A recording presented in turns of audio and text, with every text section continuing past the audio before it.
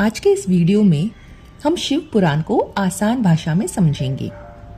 शिव पुराण असल में क्या है, इसमें कौन कौन सी सबसे महत्वपूर्ण कहानियां हैं, इन कहानियों के अंदर छिपी आध्यात्मिक सीख क्या है और यह हमें जीवन और मोक्ष के बारे में क्या सिखाता है। ज्यादातर लोग सोचते हैं कि शिव पुराण सिर्फ पौराणिक कहानियों का संग्रह है, लेकिन सच में यह ब्रह्मांड, चेतना और जीवन के अंतिम सत्य को समझने का एक गहरा आध्यात्मिक मार्गदर्शक है। अगर आप ऐसी और प्राचीन ज्ञान की बातें सीखना चाहते हैं तो वीडियो को लाइक करें और चैनल को सब्सक्राइब करें ताकि आने वाले समय में बाकी 17 पुराणों पर बनने वाले वीडियो आप मिस न करें। तो चलिए शुरू करते हैं। शिव पुराण क्या है? शिव पुराण हिंदू धर्म के 18 महापुराणों में से एक है। यह पूरी तरह भगवान शिव की महिमा और उनके उपदेशों को समर्पित है। परंपरा के अनुसार इस ग्रंथ को महर्षि वेद व्यास ने बताया था। वही महान ऋषि जिन्होंने महाभारत की रचना की और वेदों को व्यवस्थित किया। कहा जाता है कि मूल शिव पुराण में लगभग 1 लाख श्लोक थे, लेकिन आज जो ग्रंथ उपलब्ध है उसमें लगभग 24,000 श्लोक हैं। लेकिन शिव पुराण सिर्फ कहानियों का ग्रंथ नहीं है, यह कई गहरे सवालों के जवाब देता है, जैसे इस ब्रह्मांड को किसने बनाया, भगवान का असली स्वरूप क्या है, इंसान दुख क्यों झेलता है और हम मोक्ष कैसे प्राप्त कर सकते हैं। इन सवालों को समझने के लिए शिव पुराण में प्रतीकात्मक कहानियां, देवताओं के संवाद और आध्यात्मिक शिक्षाएं दी गई हैं। शिव पुराण के श्लोक अलग अलग भागों में बटे हैं, जिन्हें संहिता कहा जाता है। ये संहिताएं हैं विद्येश्वर संहिता, शिव पूजा के नियम, मंत्र और शिव के 28 रूपों का वर्णन। रुद्र संहिता, शिव का जन्म, सती और पार्वती से विवाह और राक्षसों के साथ युद्ध की कहानियां। शतरुद्र संहिता, शिव की विभिन्न शक्तियों और सृष्टि के रहस्य। कोटिरुद्र संहिता, शिवलिंग की महिमा और तीर्थों का वर्णन जैसे केदारनाथ। उमा संहिता, माता पार्वती से जुड़ी कहानियां। कैलाश संहिता, गहरी आध्यात्मिक शिक्षा जिसमें बताया गया है कि शिव ही सबके अंदर की आत्मा है। वायव्य संहिता, धर्म, कर्म और मोक्ष पर संवाद। शिव का असली स्वरूप। कहानियों को समझने से पहले यह समझना जरूरी है कि भगवान शिव वास्तव में कौन है। शिव पुराण के अनुसार शिव सिर्फ एक देवता नहीं है, वे शुद्ध चेतना का प्रतीक है। शिव 2 रूपों में बताए गए हैं। एक, निर्गुण शिव, यह शिव का सबसे उच्च स्वरूप है। इस रूप में शिव है अनंत चेतना, जन्म और मृत्यु से परे, नाम और रूप से परे, पूर्ण ब्रह्मांड का स्रोत। इस अवस्था में शिव सिर्फ अस्तित्व और चेतना है। पूरा ब्रह्मांड इसी चेतना से उत्पन्न होता है और अंत में इसी में विलीन हो जाता है। दूसरा रूप है सगुण शिव। जब वही निराकार सत्य सृष्टि में प्रकट होता है तो वह सगुण शिव कहलाता है। इस रूप में ब्रह्मांड की 3 मुख्य शक्तियां काम करती है। ब्रह्मा सृष्टि का निर्माण, विष्णु सृष्टि का पालन और शिव सृष्टि का संहार। लेकिन शिव पुराण कहता है कि ये तीनों शक्तियां भी शिव तत्व से ही उत्पन्न हुई है। सृष्टि, पालन और संहार, ये सब उसी एक चेतना के अलग अलग रूप हैं। शिव पुराण के अनुसार जब शिव तत्व और शक्ति का मिलन होता है तब सृष्टि की शुरुआत होती है। शिव है चेतना और शक्ति है रचनात्मक ऊर्जा। इन दोनों के मिलन से ब्रह्मांड प्रकट होता है, समय और स्थान की शुरुआत होती है और जीवन का जन्म होता है। तो चलिए देखते हैं सृष्टि की कहानी। शिव पुराण की सबसे प्रसिद्ध कहानियों में से एक है सृष्टि की उत्पत्ति की कहानी। शुरुआत में पूरे ब्रह्मांड में सिर्फ अंधेरा और शांति थी। फिर अचानक एक अनंत प्रकाश स्तंभ प्रकट हुआ। उसका ना कोई आरंभ था और ना अंत। यह शिव का अनंत रूप था, जिसे लिंगोद्भव कहा जाता है।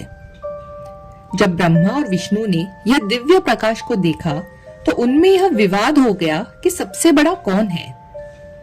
विवाद खत्म करने के लिए उन्होंने उस प्रकाश स्तंभ का अंत ढूंढने का फैसला किया। विष्णु वराह बनकर नीचे की ओर गए, ब्रह्मा हंस बनकर ऊपर उड़ गए। हजारों वर्ष तक खोजने के बाद भी उन्हें उसका अंत नहीं मिला।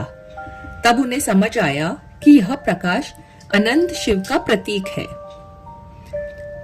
बाद में यही दिव्य प्रकाश पृथ्वी पर 12 पवित्र स्थानों पर प्रकट हुआ, जिन्हें 12 ज्योतिर्लिंग कहा जाता है।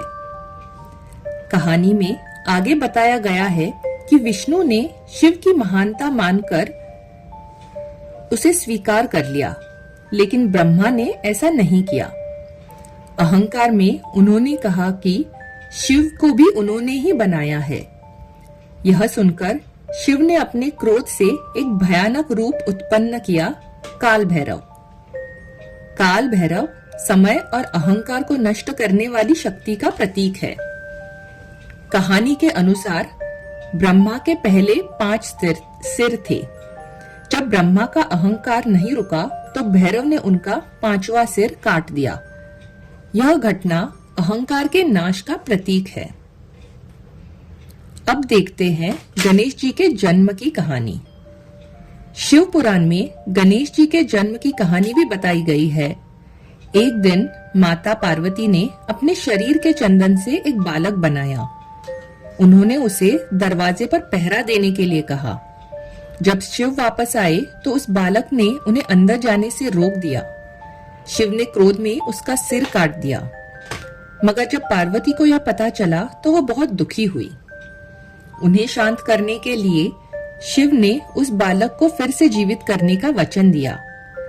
उन्होंने अपने गणों से कहा कि जो पहला जीव दिखाई दे उसका सिर ले आओ।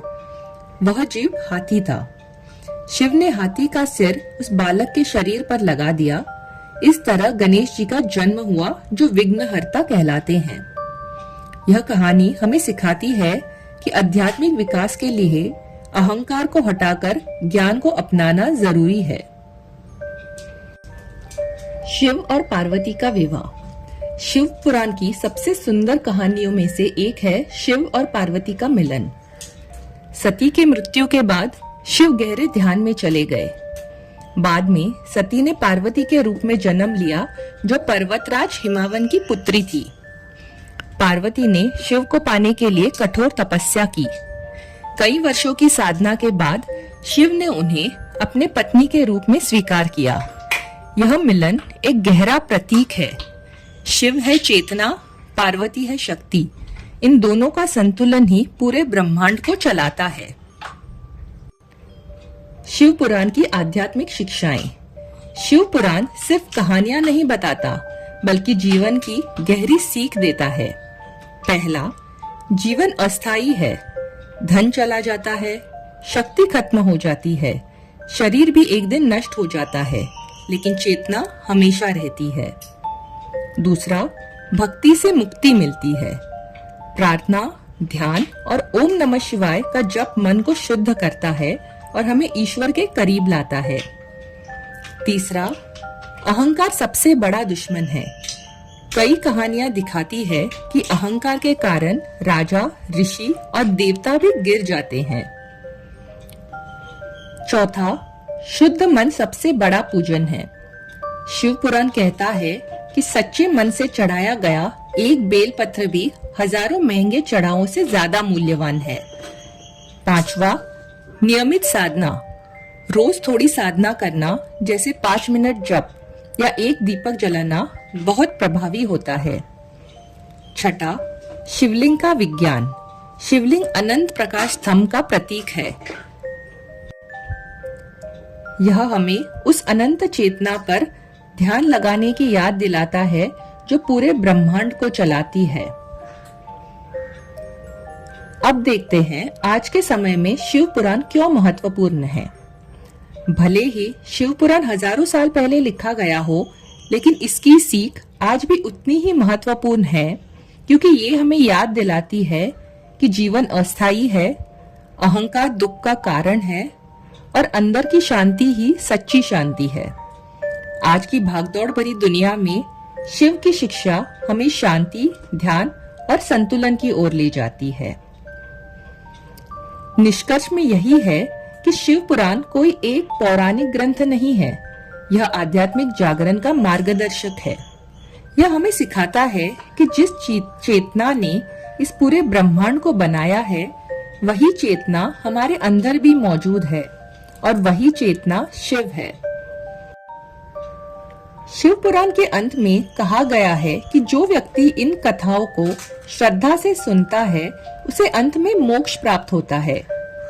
अगर आपको यह वीडियो पसंद आया हो तो लाइक करें, चैनल को सब्सक्राइब करें और इसे उन लोगों के साथ शेयर करें जिन्हें आध्यात्मिक ज्ञान पसंद है।